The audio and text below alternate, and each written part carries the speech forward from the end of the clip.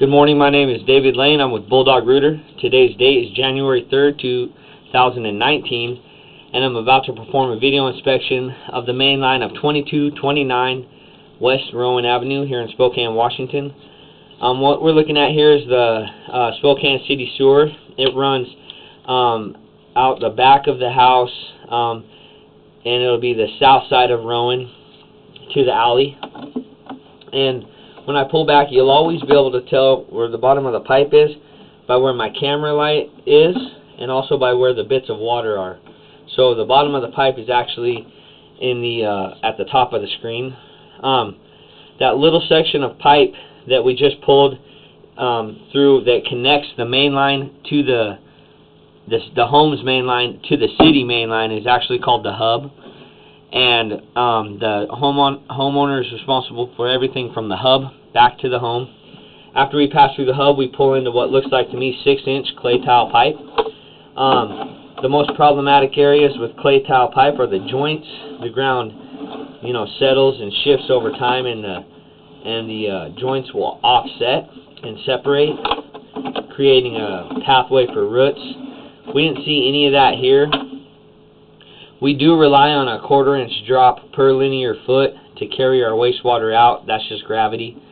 And we never want any standing water in our main line whatsoever. We have a little bit there. Kind of looks like this chunk of pipe. There's a bit of an offset there, and then we dropped down into it and lost a bit of grade. Nothing to be too concerned about. They haven't, from what I can gather, the line hasn't been cabled for a very long time, and there's not a lot of sludge blockage or anything here, so looks like the solids are moving out pretty well. That's the problem with when we do find standing water in our line, is it's a place where solids can collect and cause a backup. I don't think that's occurring here though. Still in 6-inch tile, and here we transition from tile to Orangeburg. So normally at the property line, it'll transition from the Orangeburg to clay tile pipe. We're probably 11 feet off the sewer, so we're probably right at the property line for this transition into Orangeburg. Now Orangeburg is the least preferred type of pipe, and I went over this with the homeowner, but I'm also going to go over it on the video as well. Orangeburg essentially is made of compressed tar paper and wood pulp. We thought we were saving money when we started putting it in the ground around 43, right after Pearl Harbor. There was a war going on, and people were coming up with new things and ideas, and we're finding out 50, 60, 70 years later that this stuff is not good. If you dig down to it and you grabbed it with your bare hands, you could break it. It's just really volatile. What we're looking for is blisters. Blisters is a telltale sign that the pipe is, up there in age and ovalization. Now a lot of this pipe is perfectly circle and doing good. You can see the start of some of the blisters there at the bottom of the pipe. How the kind of surface is just not smooth anymore, and like we talked about before, we rely on a 1/4 inch drop per foot gravity to carry our wastewater out. So if we have big blisters, that's just a perfect place for solids, toilet paper, and solid waste to get caught on. There's a bigger one there. To be honest though, I've seen Orangeburg pipes in much worse condition. That right there to the left of the screen, that's probably going to be the biggest blister we see in this pipe, as far as I can tell when I was pushing out. A little bit bumpy here through this section, but like I told the homeowner, you'll see a good section of Orangeburg, then you'll see a bad section of Orangeburg. Like you got a bad, like that pipe was a bad batch. So Orangeburg's not good stuff. Life expectancy of 50 to 70 years. Clay tile pipe, cast iron, concrete pipe, all have life expectancies of north of 100 years, 100 and 125 years. It's just not good stuff.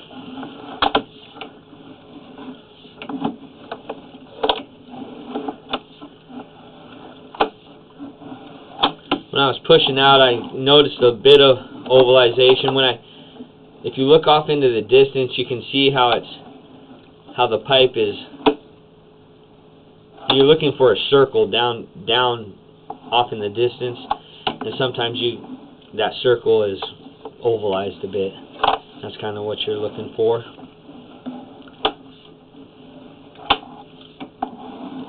Just passing 50 feet right now from the city sewer, pulling back to the home.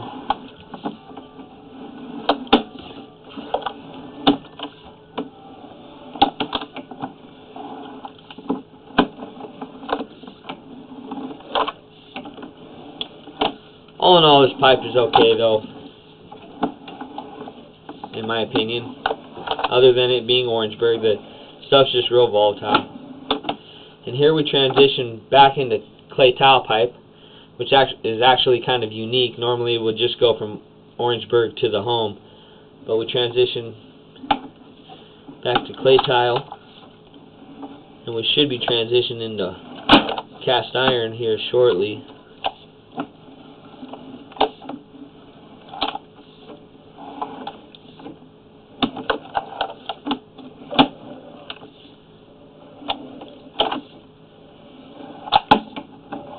It is unique that they ran tile, they ran Orangeburg in between the tile.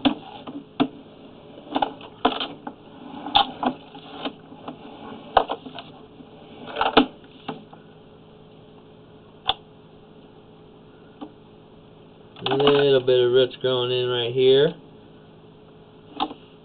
Nothing really to be too concerned about. Over time that will increase and may need a cabling.